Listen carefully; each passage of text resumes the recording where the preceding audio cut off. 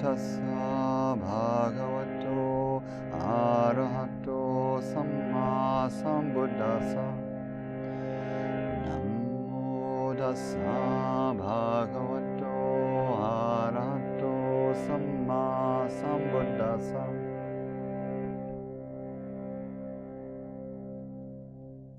So we started in the beginning of the year with an investigation that I've been calling Dharma Life Reset. We've been looking at some of the basic building blocks of a good life in the Dharma, strong practice on the path, from basics of well-being like sleep and food and basic nourishment, how we use our attention, how we gather and protect our attention in this time and age, and we expanded a little broadly quickly because of the political crisis in this country, and we spent a couple weeks talking about engaging social engagement practice, political action practice, how it relates to the internal practices that are the heart of the meditative tradition.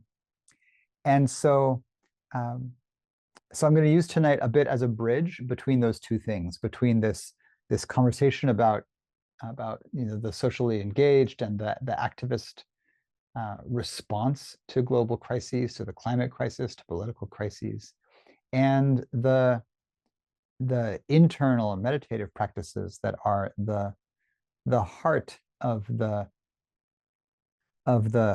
inward side of the tradition.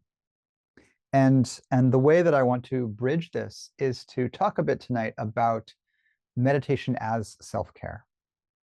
And so meditation itself, the practices of sitting in stillness or bringing the body to stillness and gathering the attention, as not just the heart of inquiry or the heart of Dharma practice directly, but very much as as a medicine or an intervention supporting well-being through the rest of our day. For a lot of folks, and this may be you all the time or at different times in your practice, this way of thinking about meditation, that meditation helps the rest of my day go well and helps me engage better in my relationships in my community.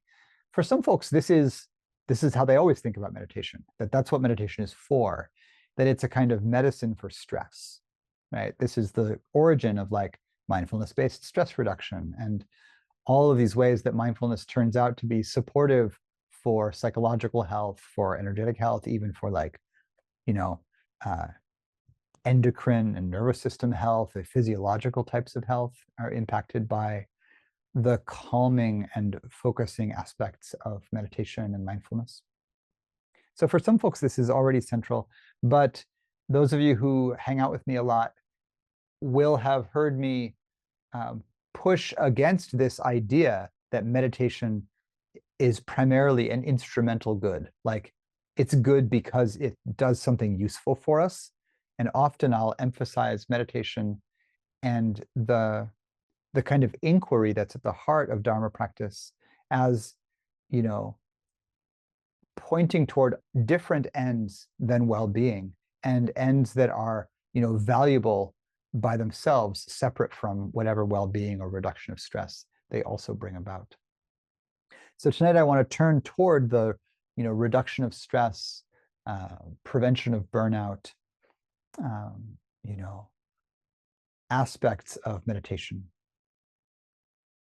And so to do this, I want to start with just almost like a definition of the formal practice of meditation. Often when we say meditation, what we are meaning is some practice where either, and usually it's the body is in some kind of stillness,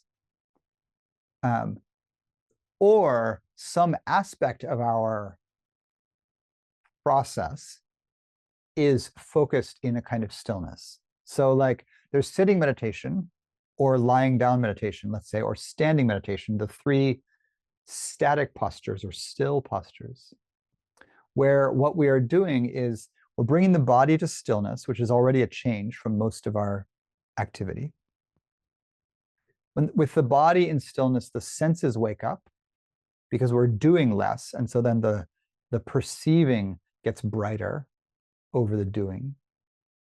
Often we bring attention to the processes of sensing and what's happening in the present, not always, but often.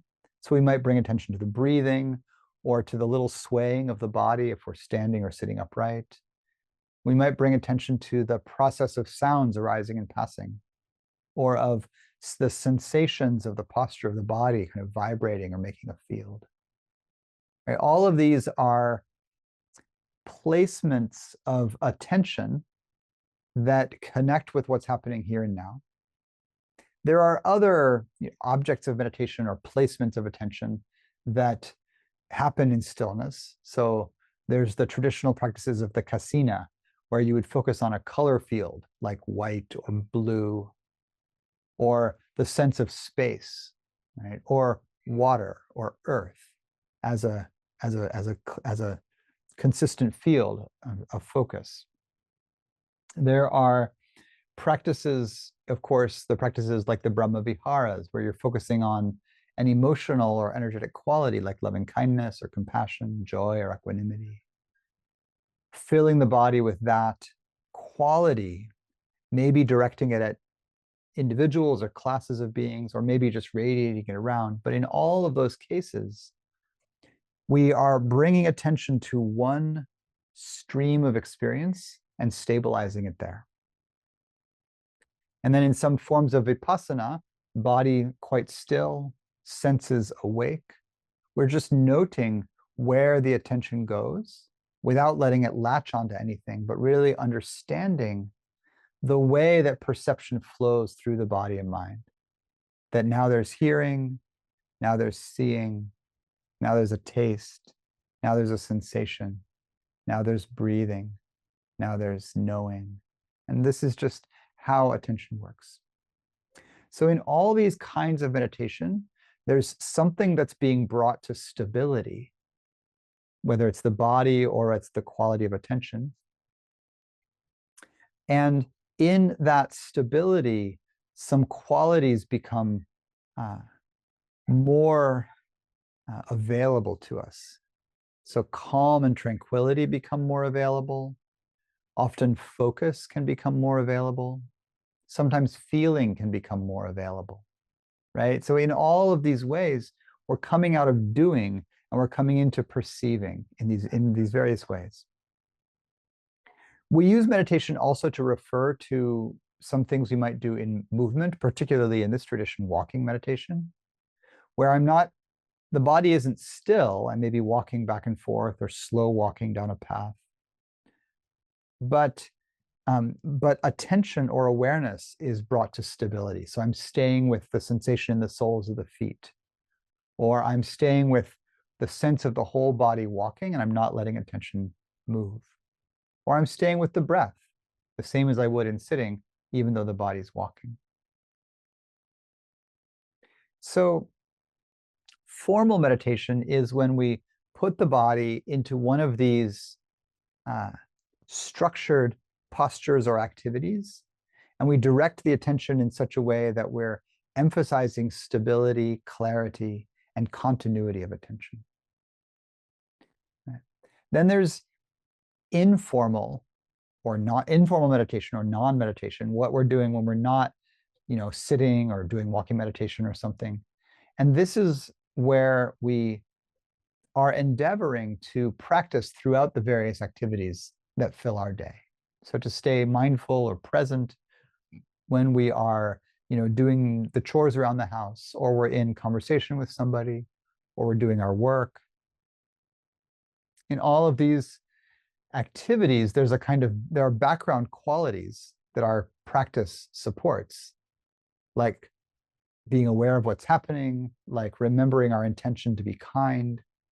A lot of it has to do with remembering our intentions as we go through the day, remembering to be kind, to be generous, to be warm with ourselves and others, to not judge,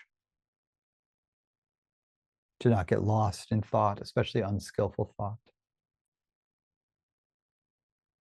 And so with these as our formal practices, right? This is often what we teach is like do a formal practice for some period each day. And then in the informal times, bring mindfulness and loving kindness with you the whole time, right? Bring your intention with you the whole time.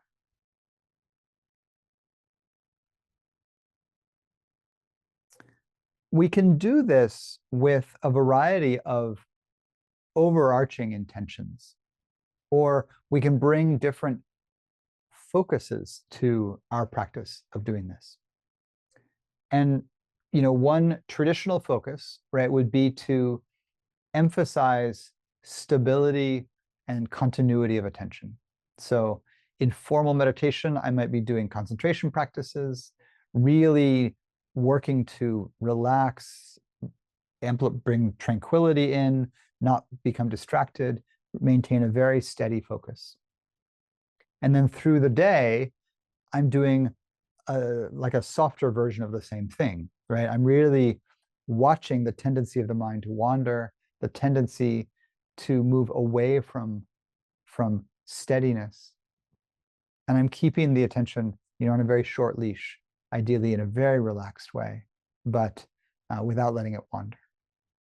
Right, so that's one intention, because there's a recognition in this tradition, in the understanding of the Buddha, that this kind of tranquility of mind is powerful, pleasurable, nourishing, and conducive to insight and deep well-being and understanding. There's another kind of intention we might bring, which is sometimes a kind of vipassana or inquiry sort of attention. And sometimes it's more of a like emotional intelligence kind of intention, where I'm not so much trying to get calm and stay calm, or get stable, deeply stabilized in the mind, which is always helpful. But sometimes my intention is different.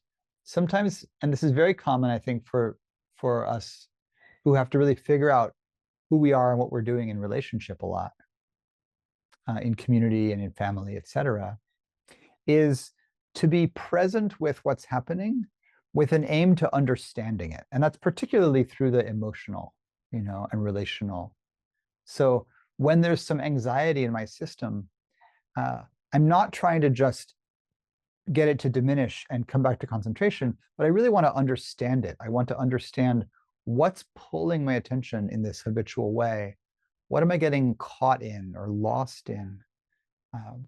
Is there a way that I can understand these states, so that I can, move through them more quickly, feel more grounded in relation to them, cultivate positive, states such that they don't arise as much? Can I resolve some of the underlying traumas or stresses or tensions?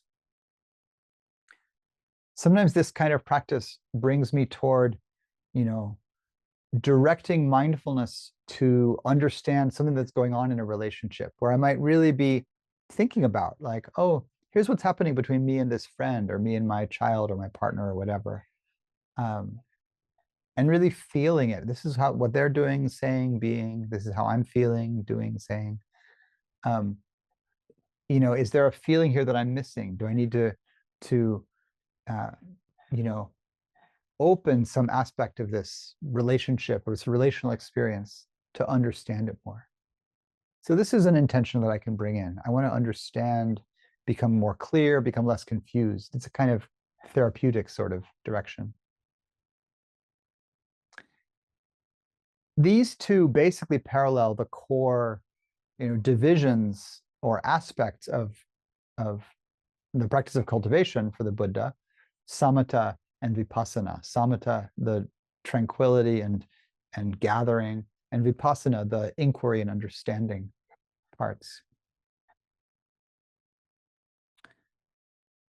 If I have the intention then to bring my meditation practice into service of well-being, particularly in relation to, wanting it to support states of well-being through my whole day. I want my meditation to be nourishing, to help prevent burnout, to help me deal with overwhelm. I want it to be supportive of my other activities. I think this is a particular kind of intention where the meditation is really a kind of medicine. a kind of training, but not for insight for its own sake, and not just for tranquility, but like how can the meditation be really productive of more ease and also help protect me? Because there can be this recognition, and this is really coming, partly from activist discourse, social engagement discourse, that essentially the ills of the world are so huge, right? There's so much to do. There's so much wrong that that if I become ungrounded in my attempt to attend to the ills of the world, I can very easily get overwhelmed or burn out, because there's far more than I can do alone. There's far more than I can do in the span of a lifetime. There's far more, in a certain way, than can be done by all of us working together. Although that's the best possible scenario, right? Is everyone works together to make things better. Let's do that. And even when we do that, there will always be more to do because of the nature of the world, because of the nature of greed, hatred, and delusion in all of our hearts. There will always be challenges in the communal field to attend to. And so if I'm not wise in my own understanding and actions around this, infinite well of challenge, right? There's also an infinite well of beauty, but it doesn't break my heart in the same way, right? The infinite well of beauty doesn't become overwhelming to the nervous system in the same way that the infinite well of need and challenge does, because our nervous systems are oriented toward protection more than they are toward appreciation. Or maybe I'll say, like, protection comes first, and then appreciation builds on that. If you don't feel safe, it's hard to drop into beauty. If you do feel safe, then you can add on to that the appreciation of beauty and awe and wonder. But it's very hard when there's acute danger to have easy access to beauty, awe, and wonder, right? Some amount of protection has to come first. And so it's our nervous system's habit to perceive the infinite well of need and challenge in the world. And so if there's not wisdom and some amount of equanimity, perceiving that, the vastness of need can very commonly lead to disorganization, in the heart, disorganization through the nervous system, overwhelm, collapse, despair, burnout. There's no way I can fix it, but I care. And so some part of me wants to try. Or I'm not even trying to fix it all. Like, it's not even like that. I completely understand that I can only attend to some tiny amount of it, but there's still so much of it. And the causes and conditions of ordinary material life are already crushing. Like, just keeping a roof over my family's head and feeding everybody is already enough to be overwhelmed and burned out trying to accomplish, right? Much less anything I might add on to that. So there can be that as well, that the systemic conditions are conducive of so much too muchness. So then we might say, okay, before my meditation practice can provide me, the deep, deep home for my soul, almost that stillness and tranquility can be, or provide the extraordinary opening to the truth of subtle change and selflessness. Before I can do any of that, I actually need my practice to help me survive my life, to actually help me just get by in the world as it is. And particularly if my work is in any kind of service, which could be parenting, which could be activist work, could be any way that I'm, trying to help anyone other than myself be well in this world and be safer and more cared for. Okay, so that's all the preamble to say that formal meditation can be a beautiful practice of self-care and nourishment and prevention of these too muchnesses, the symptoms of too much, burnout, overwhelm, collapse, despair. So how does it do that? How can our practice be helpful in that way? Right? Each of the formal aspects of practice can help. So one of them, this core ground, is tranquility, right? Passaddhi in Pali. The quality cultivated when we set down distraction, bring the attention to some amount of gatheredness, and relax through the whole body.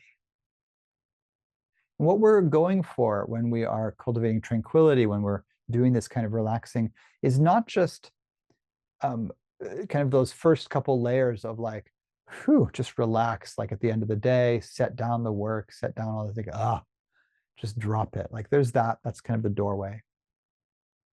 But beyond that, when we say relax, I mean, we've talked about this in the context of like, the like the fourth step in Anapanasati, calming the bodily formation. It doesn't just mean relax, like soften the musculature. I think it more deeply means find deactivation or down regulation through the nervous system. So it's not just that I'm not relaxed, it's that some part of my protective mechanism has not released its task of trying to keep me and those I love safe. There's an amount of activation through the nervous system that says, I'm startled, I am angry or afraid or both, I am overwhelmed, I am some amount of trying to protect myself and those I care about from harm.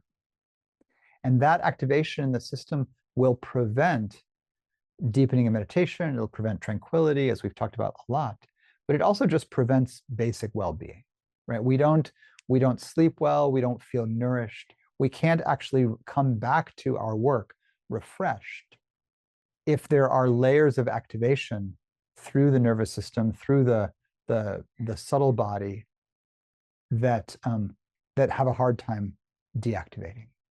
Right? This is the core of trauma work, is to find those activations that are bound in the body. They may have been bound in the body for most of our life from the harms of childhood and from the systemic harms that surround us. So one of the things meditation does then in the pathway toward meditative tranquility is we come into contact with every layer of our non-tranquil self. So I sit down and there's my wild mind, right? That's an expression of not tranquility. I find the breath, I practice setting down the thoughts, I come back to sensation, and maybe I drop some layers and I drop into a layer that's mostly feeling. Like, oh, I'm angry, I'm grieving, it all hurts, my heart is broken. There's a kind of pulsing energy through my whole system, right? There's the activation that manifests as feeling and energy, and I stay with that, and that moves through and it resolves and it happens in waves over and over time. Past that, or as those waves resolve and deactivate, there can often be a very still layer, like the still layer that's there after you've been really angry and it has just passed through. You got to express it or talk it or do something about it or just let it wash through you, and you're kind of stripped clean. And there's that kind of like clear air, after a fierce storm kind of feeling. And the air is so clean and you're so clean after that passes through. In meditation, after we pass through a layer of intense feeling, very often there can just be this kind of wide open space. It's really just the space of the absence of intense energy, but it feels incredible because the absence of intensity can be startlingly pleasurable. And it has its own kind of intensity. And this just keeps happening. There keep being layers. Sometimes after a few of those, there's a layer that's super joyful. And there's a layer that I call the creative layer that comes where like you resolve a few layers of old stuck stuff and suddenly, there's a book that you could write and 5 songs and there's a dance to make and you could do so much, right? The creative layer, lots of distraction in the creative layer, but it's really cool. If you get through that, it's really quiet on the other side of that. And that just keeps going. And it more or less goes in oscillations of layer of activity, which is also activation, and then a layer of stillness, layer of activation, layer of stillness, and it swings. Right? So as we are doing this, and this is a lot of what happens on retreat, but it happens day to day in our meditation as well. It happens just in the course of our life. When mindfulness is steady, we'll have these waves of contacting something deeper, finding our way through it, and then finding a reprieve on the other side. The reprieve moments, so the processing moments, they're intense. They don't always feel nourishing when we're in them. But as we come through, first of all, it's healthy to just do them. Like you have to just process your stuff, right? Meditation is a structure in which basically you get still, your stuff comes up, and you stay with it until it moves through to a tranquil layer. Maybe that takes days, seasons, whatever, or just a few minutes. Of course, it does all of those things in fractals, always oscillating between activity and settling. But the settling is a very particular nourishment. And I think the settling and the deactivation is one of the primary medicines that makes meditation a kind of self-care. It is a kind of self-care to process your stuff, but that's also work in a certain way. The thing that's radical about meditation is that it's not therapy where you're processing in conversation, which has its own activation. It's not work. It's not collaboration. It's not artistic creation, all of which are beautiful and are primarily engagements with that which is outside ourselves. But something happens in meditation where we are thrown back onto our, I'm going to sound like a mid-20th century existentialist here, like our fundamental aloneness in the world. That really there's this, when you really just land, it's just you. It's just you, no matter how interwoven you are with others. In meditation, we finally land in the just me and the cosmos, me and what is space. And then when there's deactivation, when I come through some content, which is usually relational in some way, that content, like I spin through my relationship with others in this way or that way. And then there's this moment of tranquility or calm. It could be a short moment, it could be quite extended. But in that, there's a wildly different kind of presence than we often notice in the flow of everyday life. That kind of presence for sure happens in ordinary life. It happens when, go walking alone in the woods or wherever is your beautiful place, at the edge of the ocean, or with somebody, but there is something about the aloneness in it where it's different if you're just alone. And you enter that kind of space. And solitude is not comfortable for everyone, right? Sometimes it triggers trauma symptoms of its own, depending on where we've come from, what our experience has been. But the nourishment of meditation often comes when we get some glimpse of the simple and cleansing and profound kind of beauty of just this aloneness, just you. And your life is something, all the content can be passed through, and there are these resting moments.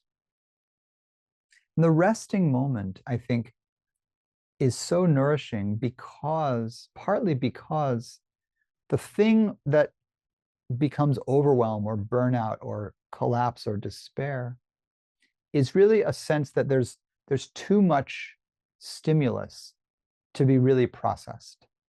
Right? There's too much going on that I'm taking in from the world: information, activity, conversation, news, reality, people. It takes a while for me to process intensity, and the world is so intense. and people are intense. And so then there becomes this backlog, and the backlog manifests as a kind of like I get frozen because there's so much to process, to understand, to be with, to feel. And so part of what happens in meditation is that I actually feel through some of it without adding new stuff. Right? It's one thing to like read the news, kind of process it, and be like, ah, and then like just jump up and run to work and have to be processing something else at work and like, ah, and then I jump out and I'm parenting, and like, and it's just like there's so much. And even if it's beautiful, like, oh, oh, if I never stop, I'm never really catching up with these like waves of energy that are passing through the body as I interact with the world. And so in meditation, I stop, and when you stop after you've been running hard, but there's a kind of like energetic like sway. It's like you stop in meditation and you get hit with like the first 5 waves of things that were right behind you, a whole bunch of thoughts. Sometimes I don't even get through those. Like, it's time to get up. But if you can stay with it, or day after day, or little glimpses, a bunch of thoughts, a bunch of feelings, a bunch of impulses, a bunch of stuff. And then there's these pauses where I'm actually caught up with myself a little bit. Oh, I finally like, you know, just to, you know, I could pause. I could let myself feel the intensity of what's going on politically, right? The elephant in the room. I could let myself feel what's going on in my country or in the world or with the climate. And if I try to feel the whole thing, it's way too much. But I could stop and get really still, and maybe just one piece of it comes forward, just one little piece, and you don't even have to choose it, right? It comes forward by itself, and I could feel just that, you know. Oh, often it's a photograph for me, like, oh, a photograph of a a person pulled from a wrecked building, or you know, or just somebody I know doing something real there in the world, standing, in the prairie with trucks all around, like whatever it is. And you see or you feel or you hear that one thing, and you let it actually kind of process through your tissues and come to the end of it. Right? How often do we get to slow down with one piece of information, actually let it rock us and feel it, and then come to the other side of it and come back to ourselves and not add something new. So I think one of the core medicines of meditation is not just the training in stillness or the training in seeing clearly, but is how meditation can interrupt the flood that's pouring over us.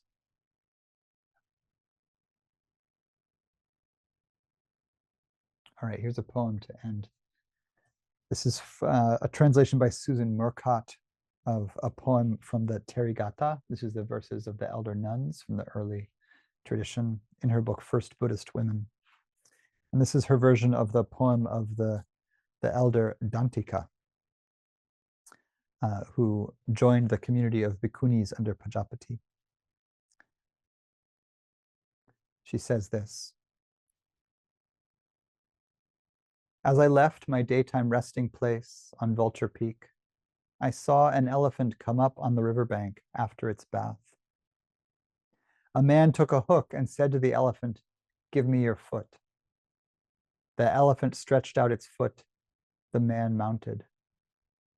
Seeing what was wild before, gone tame under human hands, I went into the forest and concentrated my mind.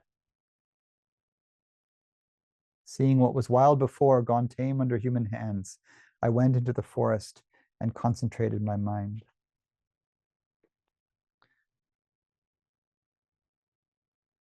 She comes out of meditation and sees this being, this elephant, be captured and then ridden away by a human.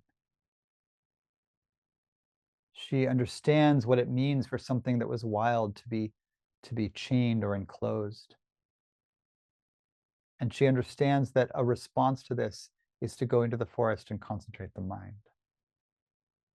And I think she understands what we're speaking of here, where, first of all, it has to be processed, seeing an elephant captured and ridden away. Maybe that's heartbreaking, you know. Maybe it's just a reminder that nothing is safe from capture. Maybe it's a reminder that her own mind is not safe from being captured until she finds freedom.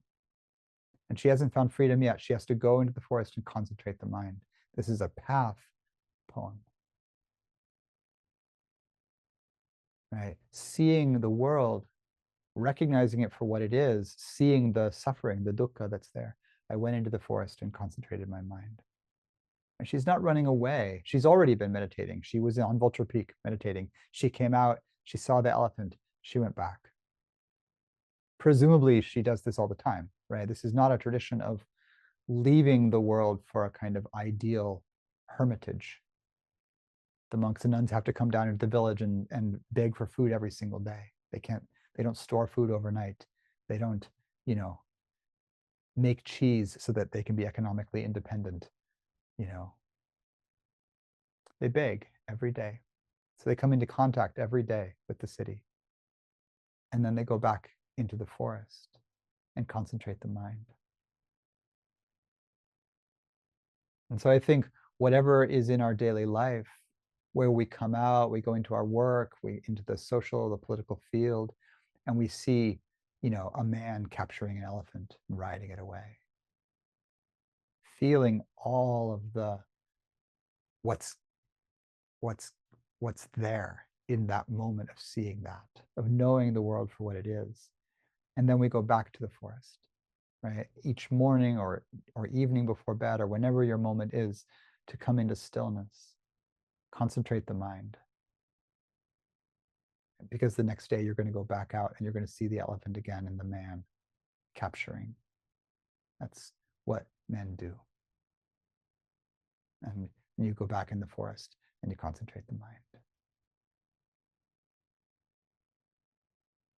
So may our meditation be deeply nourishing. May it protect the mind. May it protect the heart from capture.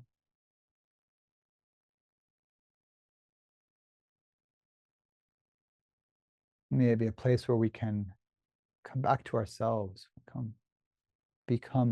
get more caught up with our self, with our heart in this moment, with everything that's flooding in.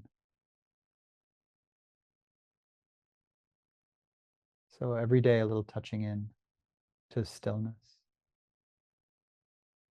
as medicine, as a deep home and refuge.